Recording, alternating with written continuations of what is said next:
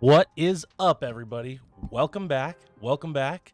Today is daily vlog number 3. We've been at this for 3 days now. So the channel's coming along. Our guests are getting lined up. Our interviews are getting written.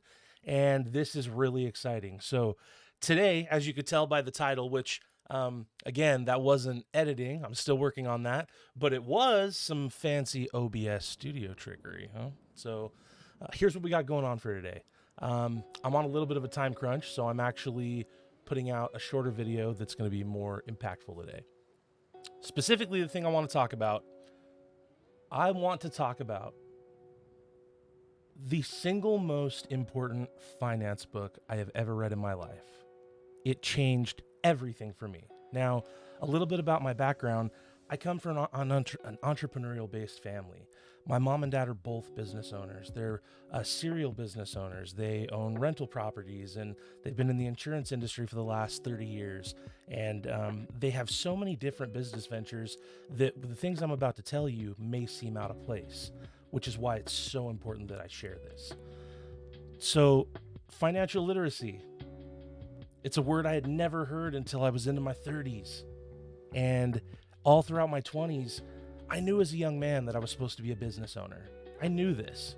I had a photography business when I was a kid where I just did photos of friends doing motocross and engagement photos, things like that. And from there, I had a woodworking business where I took my skills I learned in high school woodshop and I made bowls and pens and things with circular symmetry, anything I could spin on a wood lathe. From there, I got into personal training when I found my love of bodybuilding, and I developed DMAX training systems where I did diet and nutrition and training plans and all these things. And throughout all of these ventures, the one thing I struggled with, I never learned how to make them profitable. And I was always in the red. My businesses were never successful, even though I knew how to do the marketing and I knew how to, treat my customers right. And it seemed like I had everything in place, but I was missing a key piece of the puzzle, and that's financial literacy. So it's a language that is not spoken by the common or taught in schools. It is a system of understanding that helps free any person or family from the grips of regular thinking when it comes to financial constraints in today's society. The book that I'm specifically talking about was written by a gentleman named Robert Kiyosaki, and he is a very successful and accomplished entrepreneur in many different avenues of the business arena. He has developed a board game known as Cash Flow, and it's with the specific purpose of teaching people how to manage their money and the difference between a liability and an asset, which, if you don't know, it could sink you in an instant. So another way Robert Kiyosaki gained a really massive following is he was very successful in his real estate deals. He holds a lot of real estate. And so he is qualified and has the prerequisites to be able to talk about these things and educate people on how to get to where he has gotten. The book that I'm referring to is called Rich Dad, Poor Dad. I'm sure many people have heard of it. I was told to read it many times, but in my youth, that's what you get when you end up using royalty-free music as your background on YouTube. You get an ad, so we'll just turn it down and play through that. Anyways, the book changed my life because I didn't know what financial literacy was. And my biggest mistake that I was making all throughout my 20s and even into my early 30s is I spent money on things that are known as liabilities instead of assets. And the biggest difference between the two is an asset is something that you can acquire and accrue equity in and gain revenue from or have passive income from. Whereas a liability is something that doesn't make you any money. And at least that's my understanding of it to the base bricks of knowledge. So the book is fantastic. It goes through a lot of different avenues of finance. And the way it does that is he tells you a story between two fathers, his rich dad and his poor dad, told from his first person view as a child. And his rich dad was the one that instilled these thoughts and these habits of creating a business or a game plan that takes you out of the regular system and replaces you, instead of being a cog or a wheel in the system, you create your own machine and you bring on other people to be those wheels and those cogs in your own machine. And so it was a phenomenal read. If you listen to it, it only took me, I think, 8 or 9 hours to listen to. And by the time I was done with that book, I literally was asking everyone around me if they knew what financial literacy was or if they understood it, because it changed the game so drastically for me on why I never was able to save my money and how I had flawed thinking in purchasing things that I thought would help me, but realistically, they don't have any monetary or resale value. They won't ever gain any value in the future. And unless I could really use this as a business opportunity, it's just a straight up liability. So ever since reading that book, I've gone through a massive overhaul in my studies because I realized I don't know what I'm doing. I grew up in a financially backed family with, parents that were very, very business savvy. But the more in my research and my studies I got, I realized that my parents, like a lot of other parents out there, they're what's known as unconsciously successful, meaning throughout their life, they have developed the habits, the momentum, the routines slowly over the course of their development to arrive at the point they're at today where they are successful. And the reason I make that distinction, it's very important, is because after finishing the book, I actually went up to my dad and I was like, Dad, you're in finance, you're in life insurance, you're one of the most brilliant men I know. Why did we never talk about these things? Like, why? How come you and Mom never taught me this? And that was when I learned. He said, we just know how to do it. He goes, I never really thought about that. And no fault on my parents, because man, what they've built for us as a family is incredible. I'm very, very fortunate.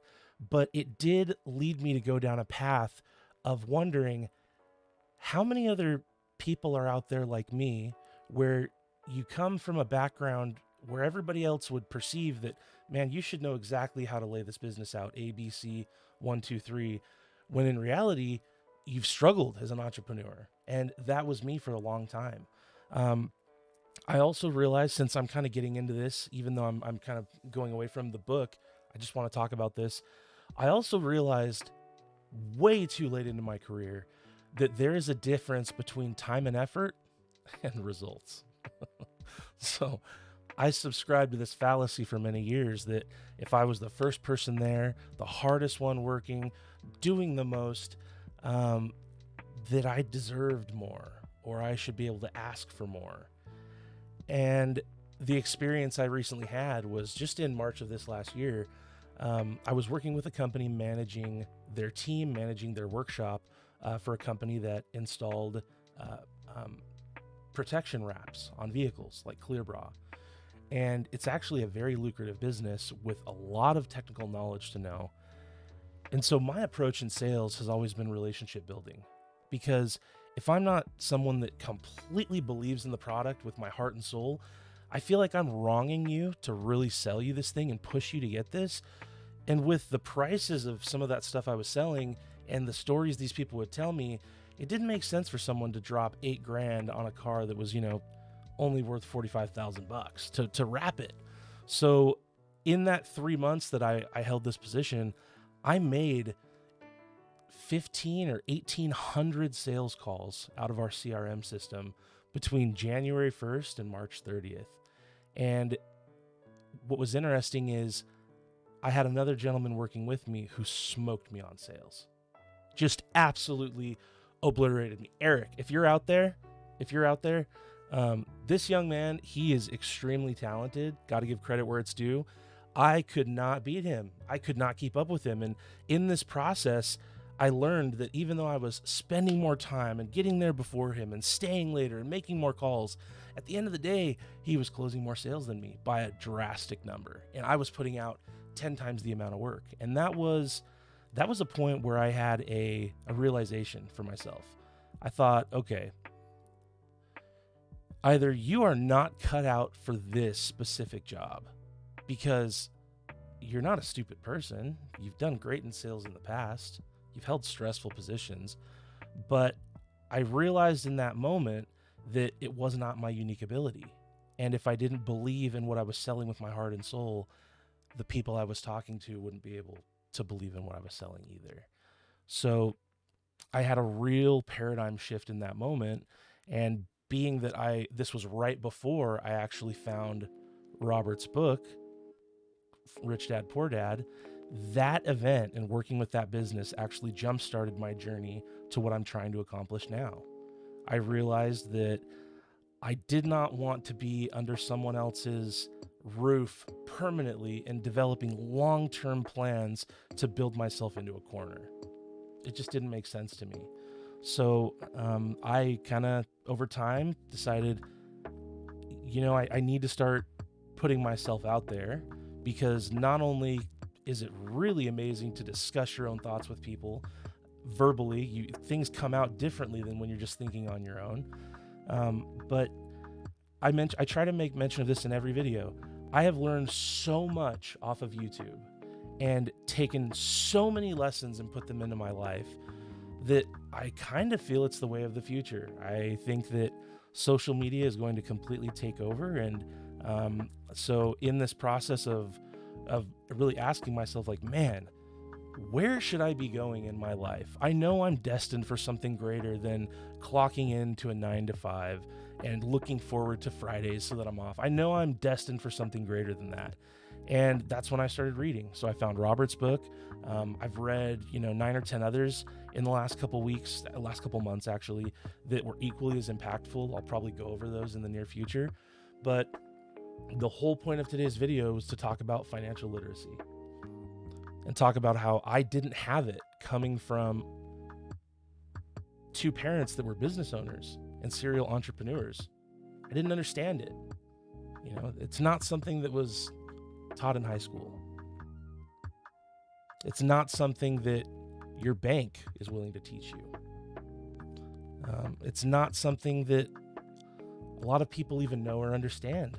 That's why I wanted to mention my parents and the unconsciously successful thing, because they've just developed habits that turn them into entrepreneurial beasts over the course of their life. And sometimes it's harder to teach people how to do that when the process that you're carrying out has taken 25, 30 years to develop, So this is very exciting. I'm live on Twitch right now. Aaron and I, we are really leaning into the things that are our unique abilities, and we're developing content around the things that we love, because why would you want to do anything else? So we're going to run fast, run hard, constantly be developing new things, adding to the channels. We've got Two Buddies Gaming up on YouTube. It's a whole separate channel.